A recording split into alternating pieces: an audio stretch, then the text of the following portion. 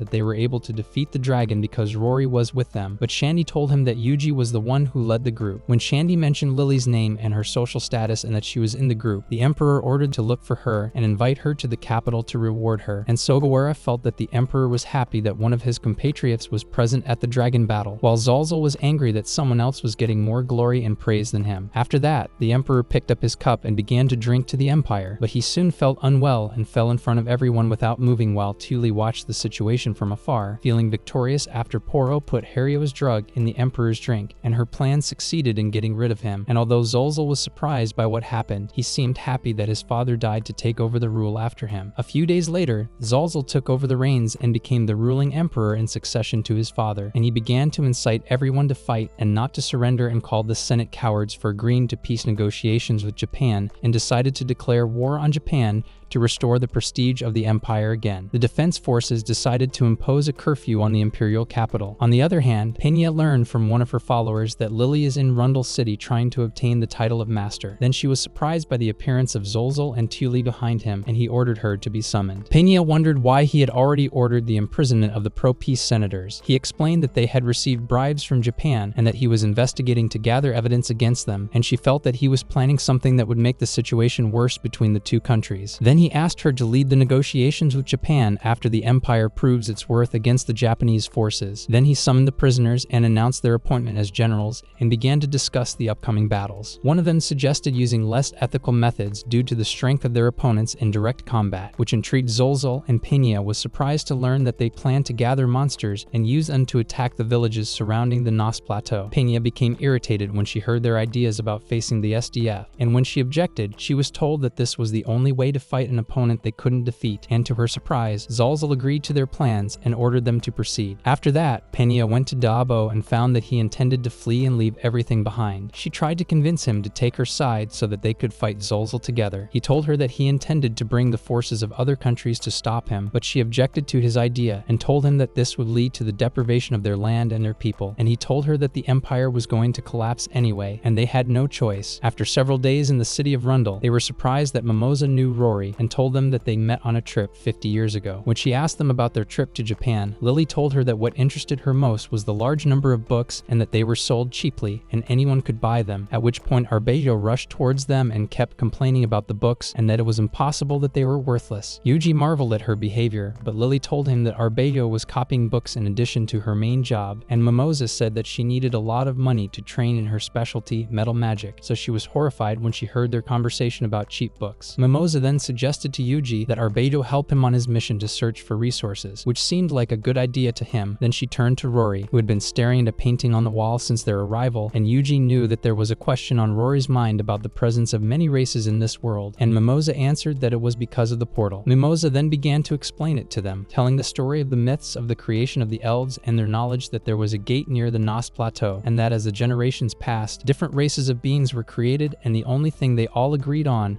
was that they considered the Nos their home. Mimosa then told them that she had found in her research that all the half-humans living in this world had moved on when the portal opened after 1,000 years of hibernation, which explains why the Empire considers the Nos Plateau to be sacred ground. Lily was surprised by the amount of information Mimosa had, and when she asked her what she had learned on her trip to Japan, Lily pulled out her laptop. Monkey? Arbejo was amazed to see it and realized that there was no need for books with such a device. She felt that Lily had surpassed her and decided to get married and become a housewife since she lacked talent. She began to gather information about Yuji through her questions to Lily and felt that he was the perfect husband for her, but they were all surprised when Lily said that he had completed the 3-night ceremony with her, and when he questioned it, Mimosa told him that if a man and a woman sleep in the same room for 3 nights, they are in a relationship. 0 days without nonsense. I don't even know why I even look at the board anymore. Choka then said that he had done the same thing with her, but Lily told her that it didn't count because she thought he was her father and wasn't conscious. Arbejo felt despondent about her sister's superiority in all areas. It's Jover. I'm by done.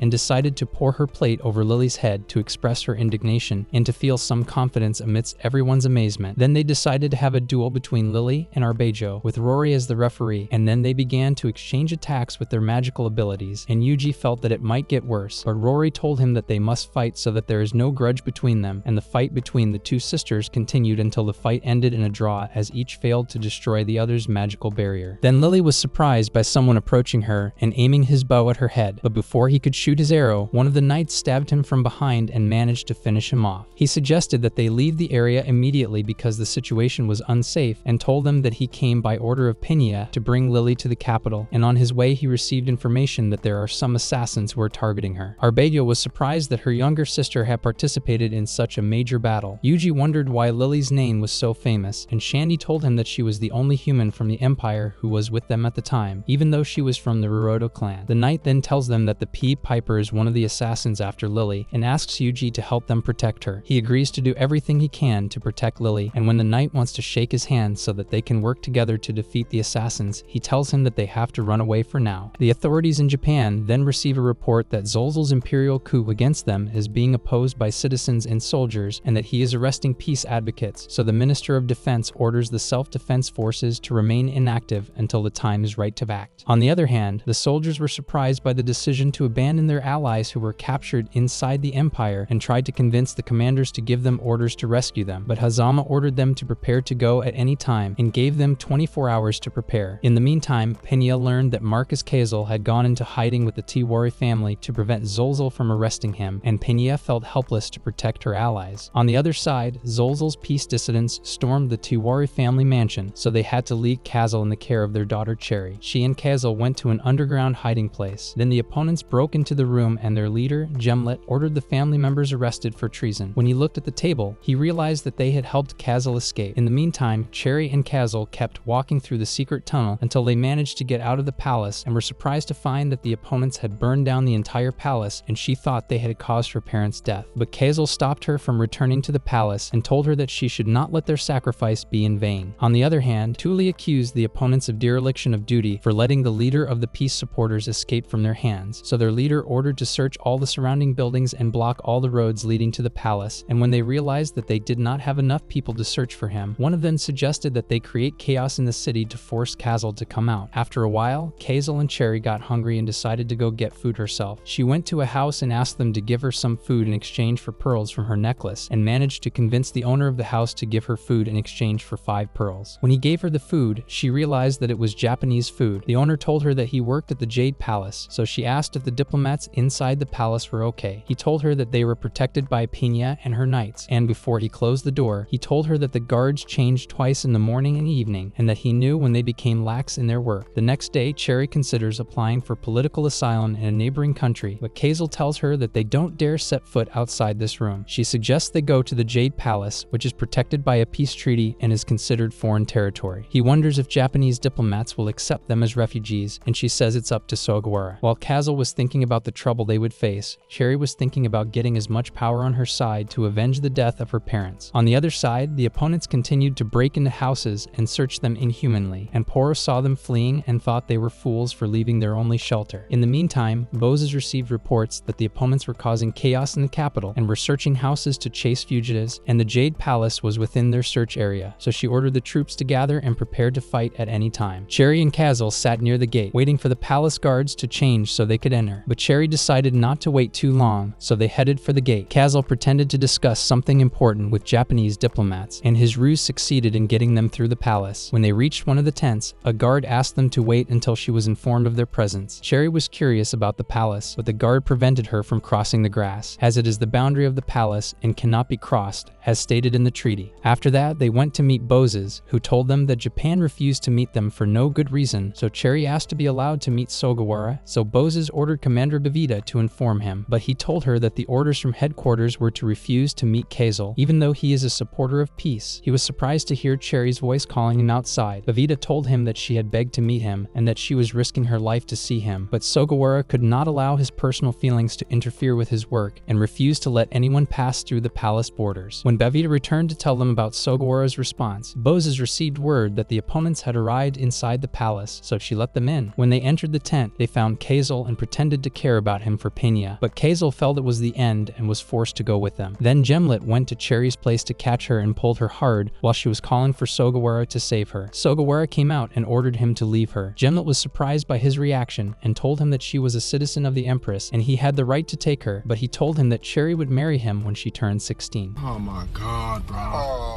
hell no, man. What the fuck, man? Get your ass on, boy. Get your goddamn ass. Then a guard approached and pushed Gemlet away and told Cherry that she was allowed to cross the border into Japan with Sugawara's approval, and she rushed towards him and hugged him. Then she apologized to him that she had to sell the pearls from the necklace he gave her, and he told her that he would buy another necklace with his money this time and not with tax money.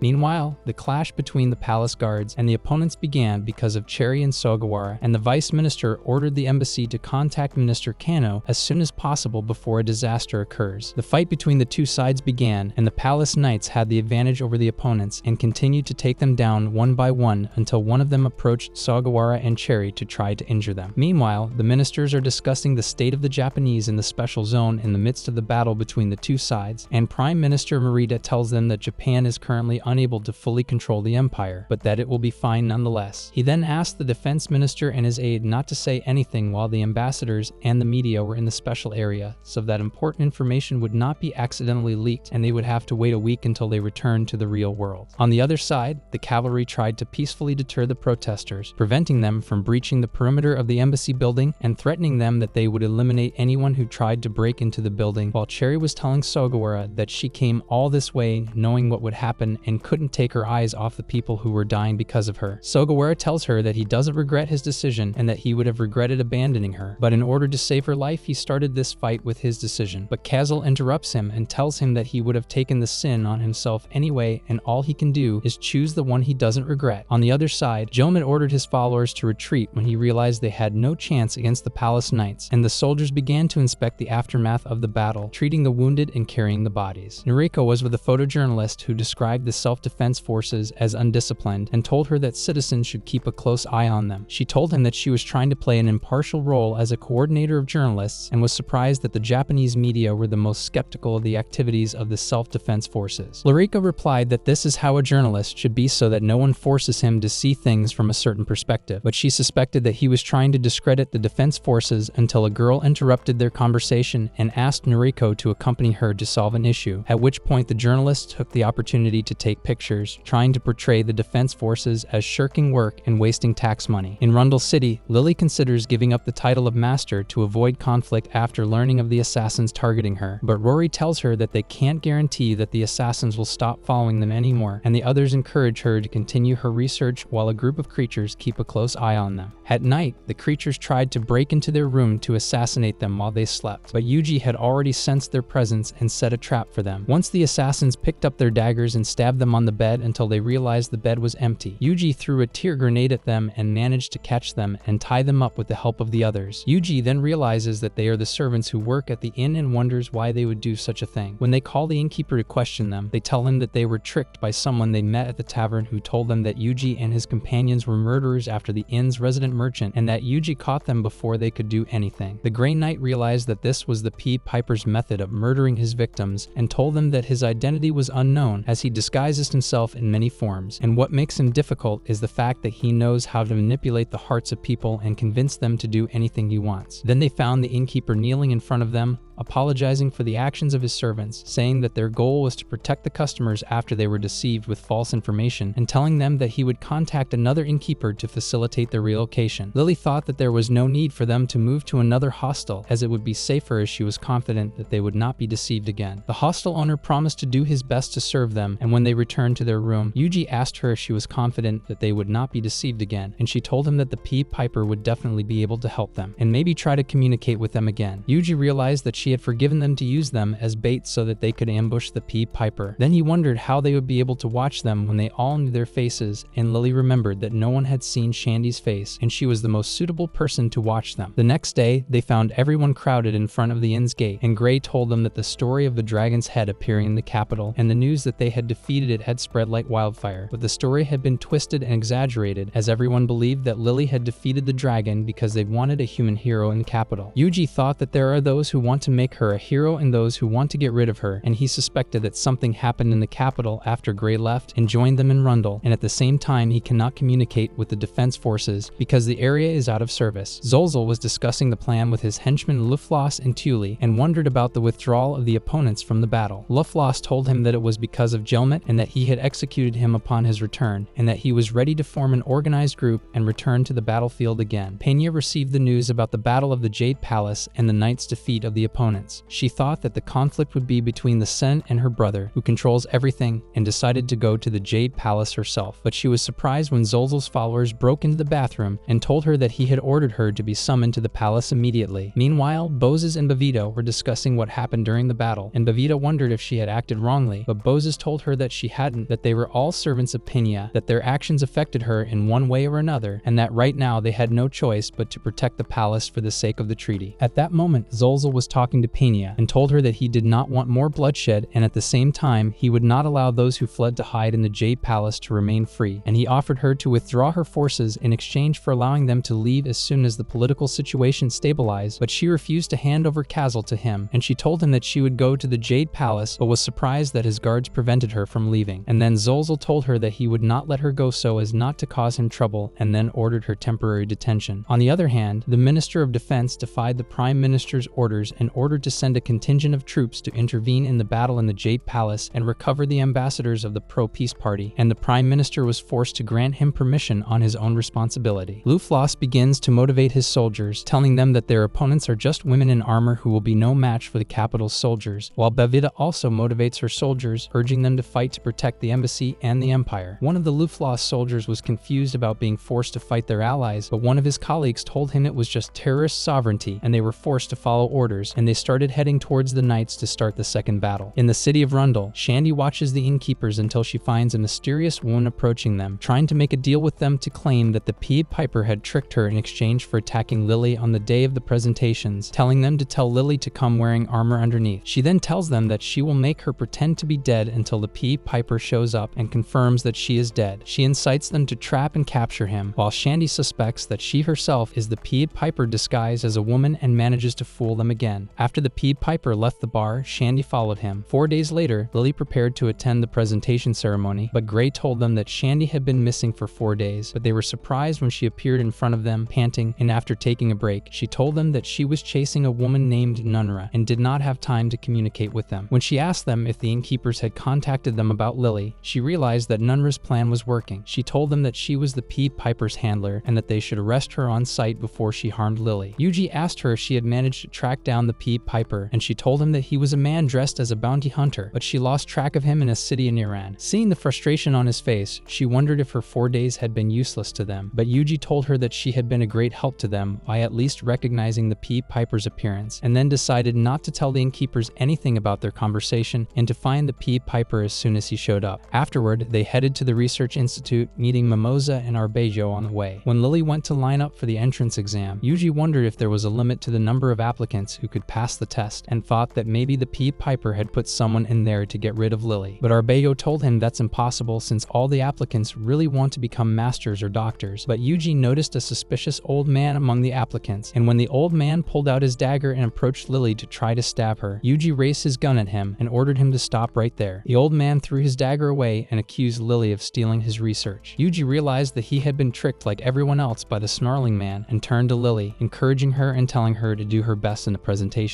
After that, one of the applicants walked out after the crowd threw various colored materials at him and called him scum, but Lily remained calm until it was her turn, and after she went to the stage, Yuji noticed someone getting up from his seat and walking out of the line. He thought it was the Pied Piper man, but was surprised that it was Nunra. Then Nunra took off her robe and jumped towards Lily lightly and quickly and took out her dagger and prepared to attack her, while Yuji was unable to aim his weapon at her due to her speed of movement. But everyone was surprised by a sudden attack from behind that knocked her down. Then he realized that everyone in the arena knew that there was an assassin targeting Lily and decided to help them in time. Relieved and wishing that the SDF could use magic too, Yuji left, leaving Lily to perform her test in safety. But soon he heard the sound of Lily's wand hitting the ground, and when he turned around, it was Shandy who had stabbed her. Meanwhile, Luflas was sitting in a state of despair and frustration until Thule approached him, confused by his inability to eliminate an army of 300 people, including women and the elderly. He explained that the morale of his newly recruited soldiers was low, but she did not accept this excuse and told him that Zolzel was waiting for a report on the victory of the opposition or he would be considered disqualified. On the other side, the Jade Palace Knights were showing signs of fatigue and were not expecting to be surrounded like this. Bozes thought of taking everyone and breaking through the siege and heading to Italica if she could get the Japanese side to agree. Then she thought that Peña's presence in the Imperial Palace was a danger to her and that she should be with them when they started their journey to the city. Then she was surprised that the enemies came back to attack again without giving them a chance to rest. Meanwhile, Zolzel's henchmen arrested Peña and locked her in the palace dungeon after they shackled her and made her wear a slave uniform. Thule told her that this was for ignoring her brother's repeated warnings not to interfere in his affairs, and that she was now trapped in the same cell where she was imprisoned earlier and that she would enjoy her time inside. On the other side, Lily regained consciousness and saw Yuji sitting next to her. Shandy was surprised that she was still alive and that she was wearing armor under her clothes. Gray was able to capture and detain her. In the evening, Yuji told him that Lily would not become a lady until her issue was resolved and that they could not find the Pied Piper. He then asked why Shandy assassinated Lily, and she told him that she had to do it to save Peña because she was being pursued by Zolzel himself. When they thought she had been tricked, she told them that Peña was in big trouble at the Imperial Palace because of her brother's dictatorship, so Gray thought they should raid the palace to save her and that getting rid of Zolzel was the only way to protect her. Then their conversation was interrupted by a soldier who told them that Peña had been arrested in the palace by her brother. At the same time, Commander Hazama received approval from the higher authorities to intervene in the Battle of the Jade Palace and send troops to fight the war, and then Yuji and his companions headed to the capital to save Peña from her arrest. After that, Hazama decides to launch a raid on the capital and establish control, and the troops begin to move at 6:00 a.m. towards the Jade Palace. By 6:00 a.m., the ground troops reach the border of the palace and begin to destroy the anti-aircraft and prepare the area for an airborne assault. Then the troops were able to infiltrate the western gate of the palace and enter through it. They continued to eliminate all those who stood in their way and evacuate the places inside the palace until the Air Force arrived and began parachuting. Zolzel was shocked to see the sky raining with soldiers, but he tried to pull himself together and ordered his followers to eliminate them, thinking that a few of them could not stand in front of them, but he was shocked when he received a report that they had broken into the palace from the western gate, and the feeling of fear and helplessness continued to rise inside the dictator emperor. Thule interrupted his thoughts and wondered if he intended to escape. She tried to motivate him with a few words, telling him that he held the fate of the empire fire in his hands and asked him not to leave the palace until the defense forces found his location. In the meantime, the defense forces managed to take control a large part of the palace and break through all the defense fortresses, and a team of troops headed towards the Jade Palace and evacuated the civilians near it before storming it and taking them to Italica. On the other side, Yuji was driving like crazy towards the capital, vowing to protect everyone and not let anyone die, while the troops continued to successfully penetrate the palace. On the other side, the Jade Palace Knights, led by Bozes, were facing a huge number of the Empire's army, but the troops arrived in time and crushed them with their advanced weapons compared to swords and armor. After that, Bozes, accompanied by Bavita and some soldiers, chased Luflas and managed to catch him before he escaped. When the troops headed inside the Jade Palace, they managed to find Sugawara and Cherry and secured them. When they met Bozes, the squad leader told her that they would take the citizens out of the capital, so she asked him to take the knights with them and head to Italica and leave the injured in the care of the soldiers. Bozes then decided to leave for the capital to get Pena, relying on Hamilton to rescue her, but Bavita refused to leave her alone and decided to go with her on this suicide mission. On the other side, Zolzel received a report that all his troops had been annihilated and Luflas had perished. Tuli suggested that they order the troops gathered in the capital to head towards the Jade Palace, so Zolzel ordered the guards in the palace to gather and head towards Jade, while the troops transported citizens and VIPs to Italica by helicopter. And on the other side, when Bozes arrived in the capital, the soldiers began to gather in front of the gate to prevent her from entering. She told them that she wanted to see Pena, but they started shooting arrows at her, and one of the arrows hit her horse, causing her to fall, so Bavita had to carry her behind her and run away, and decided to retreat now. In the meantime, the defense forces began to gradually retreat until one of the teams noticed that Bavita and Bozes were approaching them with a group of guards following them, so he ordered them to prepare to fight them, and they began firing at the guards until they managed to shoot down several of them. Then everyone boarded the helicopter and managed to escape after rescuing the two girls from their hands, but Bozes was panicking and asking them to help Pena in any way they could, but Corporal Kinjin told her that there was nothing they could do for her. Then he thought about what Yuji would do if he were in his place. Meanwhile, Zolzel is furious that his plans have been defeated, but Tuli tells him that they still have the upper hand with Pena, which is the biggest key to peace, and they will use it at the right time. A few days later, Yuji and his comrades arrive at the troop headquarters in the capital and learn about the SDF mission. The commander tells him that supporting another new operation openly on short notice will be difficult. Yuji tells him that he accepted the mission at Gray's personal request, and the commander realizes that he intends to go whether he gets support or not. Yuji was surprised to find his squad members ready to carry out the mission with him, and they all vowed to succeed in the mission for him, so he felt some confidence and started making a plan to facilitate the storming of the Imperial Palace from all sides, and the plan aims to save Pena and leave the palace without losses. The next day, Yuji disguised himself as a servant and struggled all the way to pull the carriage alone with the others inside. People began to marvel at the size of the carriage, and he told them that the Emperor had summoned them to the palace, but when he reached the gate, the guards prevented him from passing through without permission. Lily had to go to them and tell them that she had come on Zolzel's invitation to discuss the defeat of the Fire Dragon, and they were able to get inside. On the other side, Zolzel's followers were questioning Pena about helping the defense forces infiltrate the palace, but she continued to provoke them and infuriate them by calling them traitors. On the other side, Lily hypnotized the guards with her magic, and Yuji and his companions divided into several groups inside the palace to take care of the guards, while Zolzel expected the defense forces to come to the palace to save her since they want to make a peace treaty, and as soon as he finished his sentence, he found the door of the room exploded and Yuji and the rest entered through it. When he saw Pena in front of him, he told her that they had come for her. Then he told Zolzel that all the Imperial soldiers outside the room were hypnotized by magic, and when the rest of the guards saw that Rory was with him, they retreated from the idea of fighting, so Zolzel felt angry and ordered to bring the ogre. To everyone's surprise, a huge giant appeared inside the palace and started attacking everyone to finish them off, but Lily and Rory exchanged attacks with him, and Rory managed to inflict great damage on him. Then Lily finished him off with her magical abilities, and they were able to defeat him easily. Yuji then addressed Zolzel and told him that he would leave with Pena in exchange for a promise not to go after Lily's life anymore. Zolzel was furious and decided to challenge him to a face-to-face duel. As soon as he tried to approach him, Yuji fired a warning shot at him and ordered him not to go after Lily again and to hand over Pena. He felt completely helpless and could not stop him from leaving with his sister. They all head outside and leave the palace with Pena. As they enter the vehicle, Yuji wonders about the status of the rest of the team. Kurata tells him that Kobayashi is engaged with Imperial forces in the backyard, while Korikawa's team managed to rescue the Emperor. They begin to head towards them and gather them inside the carriage and continue to take out the Imperial guards on their way by destroying the gates and shooting at them, and they managed to get out of the palace without any losses. When Pena found out that they had rescued her father, she wondered about the gold goals of their mission. Yuji told her that the mission was basically the Japanese government's plan, but before he could finish his sentence, the emperor interrupted, thinking that they wanted to make Zolzol look like a traitor in front of everyone. Peña tells him that he is trying to plunge the empire into chaos and asks him to try to stop him, but he tells her that there is no point in trying because he will not listen to him anymore and decides to put his hand in the hands of Japan, where civil war is inevitable, and tells her that he will make her the crown princess instead of him, and she will have the power to create a government to resist Zolzol. When she refused and said she couldn't fight her brother, he told her that the fate of the empire was in her hands. She could make peace or divide the empire by her own decisions. On the other side, Zolzol was heading northeast with his followers, and Furoto was relaying the news to the troops, while Tuli was thinking that everything she did was to avenge her country that fell at the hands of Zolzol, and wondered that she could not stop crying despite the success of her plan and the downfall of the empire, while Zolzol vowed to get his revenge on Japan and restore the power and prestige of his empire again. 10 days after the troops arrived in Italica, Peña was officially appointed as the crown princess and established a new government for the empire. The emperor announced that he had granted all powers to her and the beginning of Peña's reign in the new empire. She swore to dedicate her life to serving her country and aligning with Japan, and they all celebrated the coronation ceremony. After that, Yuji finally gained his freedom and was able to return to Japan and resume his normal life by buying manga and attending the most important event for him, the doujinshi. He was overjoyed that he would be able to attend it, but he was surprised that the others were in Japan and asked him to go with him to attend the doujinshi, but he refused at first and asked them to return to the private area, but he was surprised to see people crowding around them when they saw Lily, Rory, and Choka. Then an officer approached them, and when he realized that they were the cause of the crowd and riots in the city, he decided to arrest them, which led to Yuji failing to attend the doujinshi for the second year in a row.